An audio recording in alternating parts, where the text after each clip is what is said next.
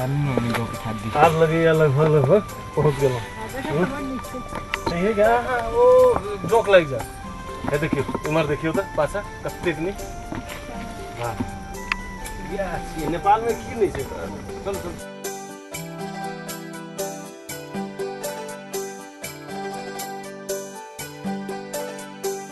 घर में देखियो तो एक बार कहीं बैठ जा हाँ तो कोही हुनुहुन्छ भित्र हजुर भित्र को हुनुहुन्छ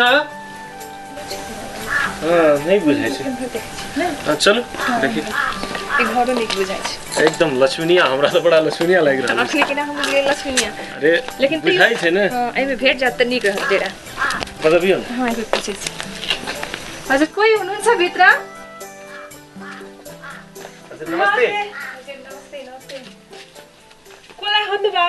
हजुर कसैलाई खोजेको होइन हामी तराईबाट आएको उहाँ चाहिँ मेरो श्रीमान हजुर नमस्कार नमस्ते म असरफी यादव तराई सिराहाबाट आएको यहाँ शिक्षकको रूपमा आएको हुँ यही सरुवा भएको छ अब एउटा यसो बस्ने थलो पनि चाहिएला अनि डेरा पाइन्छ कि भनेर यत्रो सबैलाई विद्या दिने मास्टर हुनुहुन्छ के रे अब नदिम पनि कसरी हो मान्छेलाई बस्न कति नै ठाउँ चाहिन्छ इति भए पुग्छ के रे मिलामला नि होइन तर क्या नि गलमुरीलाई त सोध्नै पर्यो ए बुढा बुढा आऊ कहाँ बाहिर बोलाइ के हो किन बोलाइ कि यहाँ मास्टर साहब र साहब नि तराईबाट आउनु भएको रहेछ हजुर नमस्ते सरबाबाट हाम्रो गाउँमा आउनु भएको अरे अनि डेढा चाहियो भन्नुभएको थियो अनि हाम्रो गाउँमा इति ठाउँ भए पुग्छ के अरे भनेर तपाईँलाई सोधौँ भनेर क्या भइहाल्छ नि तर घरको मुलीसँग पनि सोध्नु पर्यो ए आमालाई सोध्न पर्यो आमालाई सोध्नु पर्यो ए आमा आमा यता आमा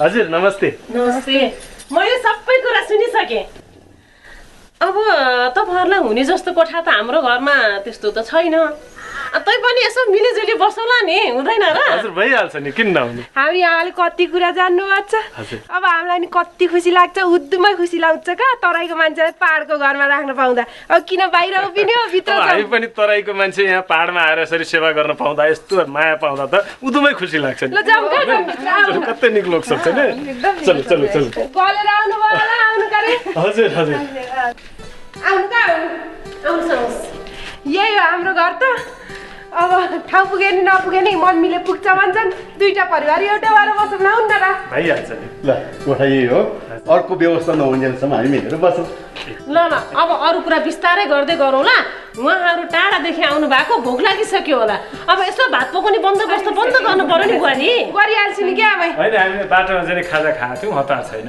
ए भने भोक लाग्यो भने हुन्छ म तु बनाइदिइहाल्छु के अरे हुन्छ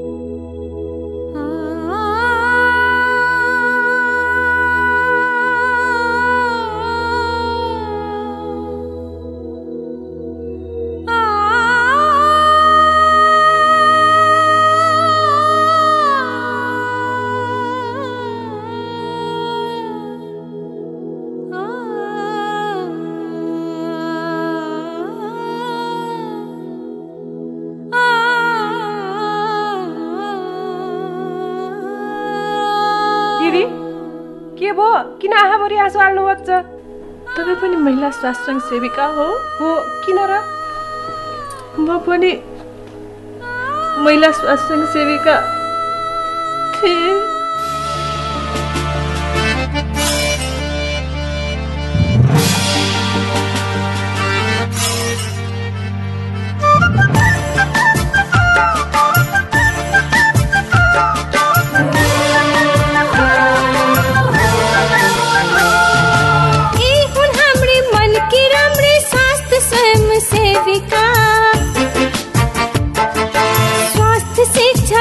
चेतना दिन्छन् गाउँकी सेविका यी हुन् हाम्री मनकी राम्री स्वास्थ्य स्वयं सेविका स्वास्थ्य शिक्षाको चेतना दिन्छन् गाउँकी सेविका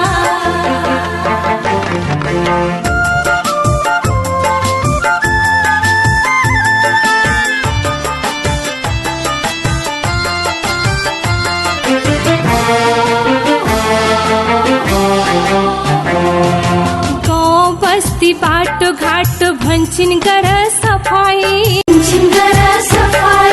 स्वास्थ्य नै हो मुख्य धन भन्ने चेतना जगाई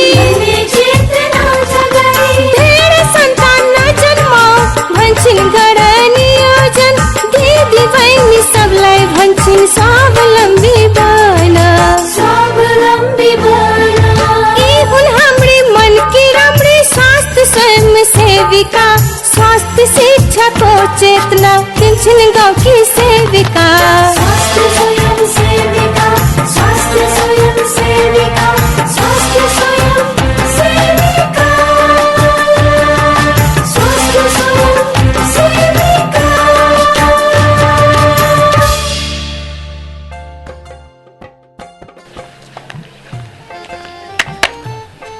आज तिम्रो सासूले फिल्म देखाउनेवाला छ।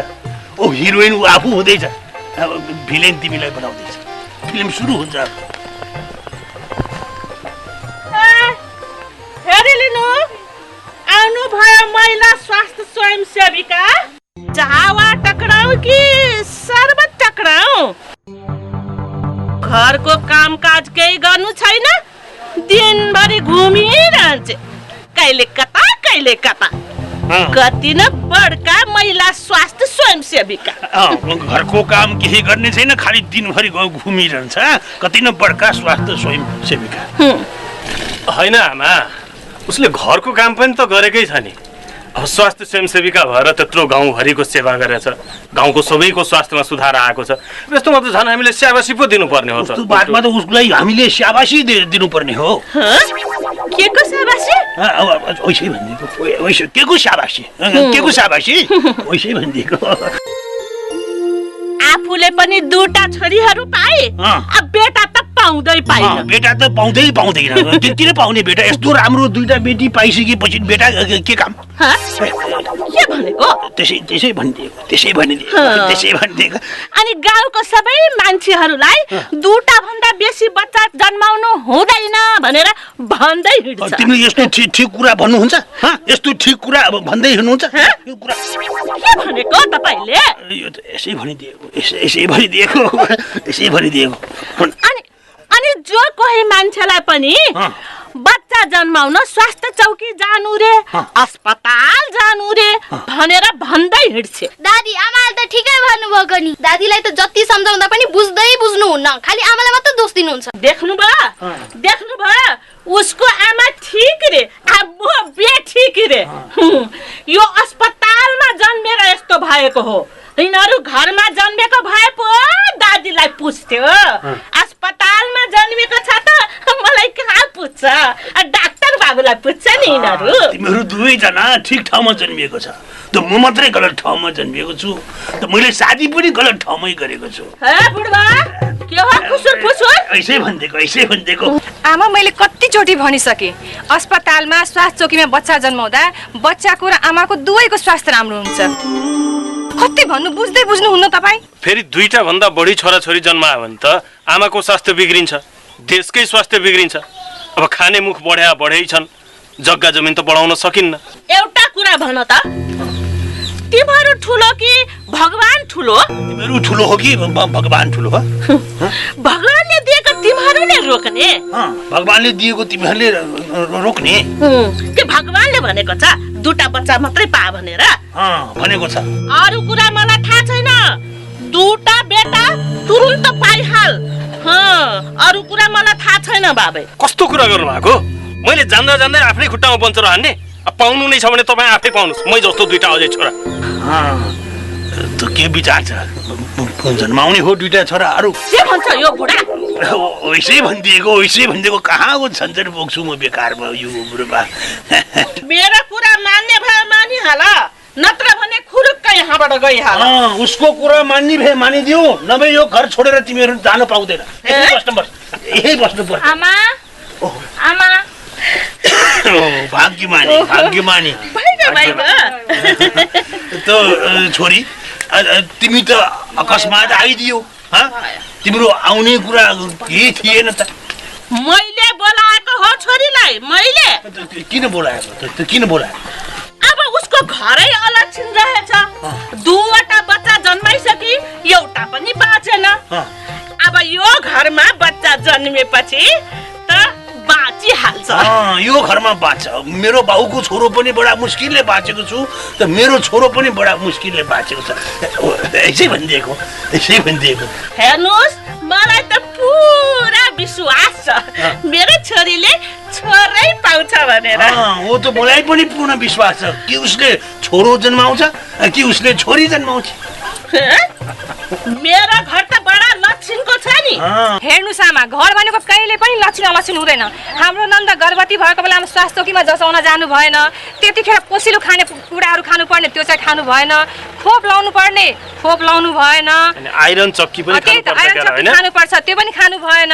मुख्य कुरो सुत्केरी हुने बेलामा अस्पताल जानुपर्छ त्यो पनि उहाँ जानु भएन, त्यही बेर त्यस्तो भएको हो। सब वो त तिमीले नगरेर ऊ भएको होइन, त्यो घर नै अलक्षण हो। वो घर नै अलक्षण हो होइन।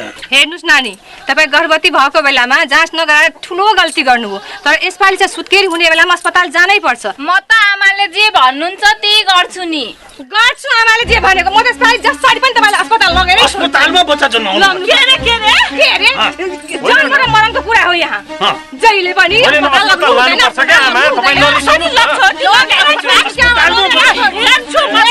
अस्पतालमा बच्चा जन्माउनु पर्छ। हो खुसी भन्दै अस्पतालमा बच्चा जन्माउनु पर्छ। के सम्झाउने होइन, अस्पताल लानु पर्छ क्या। म मेरो छोरीको बच्चा यही घरमा जन्माउँछु। तिमीहरू अब यहाँ नभए तिमीहरू गइहाल यहाँबाट, गइहाल जहिले पनि गइहाल। मलाई पनि महिला स्वास्थ्य सेविका भएर समाज सेवा गर्न मन लागेको थियो, तर मैले चाहिँ गर्न सकिनँ।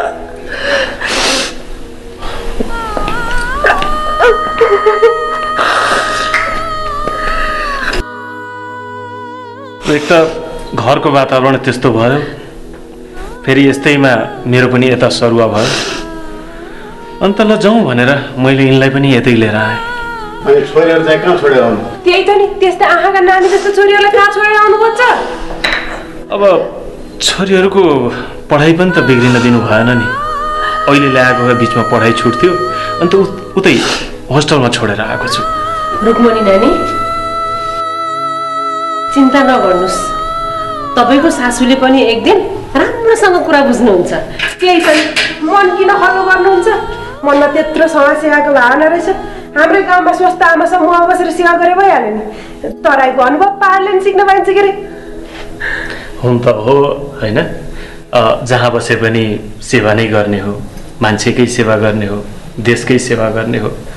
एउटा यसो कविता पनि म सम्झिन्छु क्या, मनैभरि तराई पहाड हिमाल हाँस्दछ, जहाँ बसे नि यो मुटुमा नेपाल बाँच्दछ।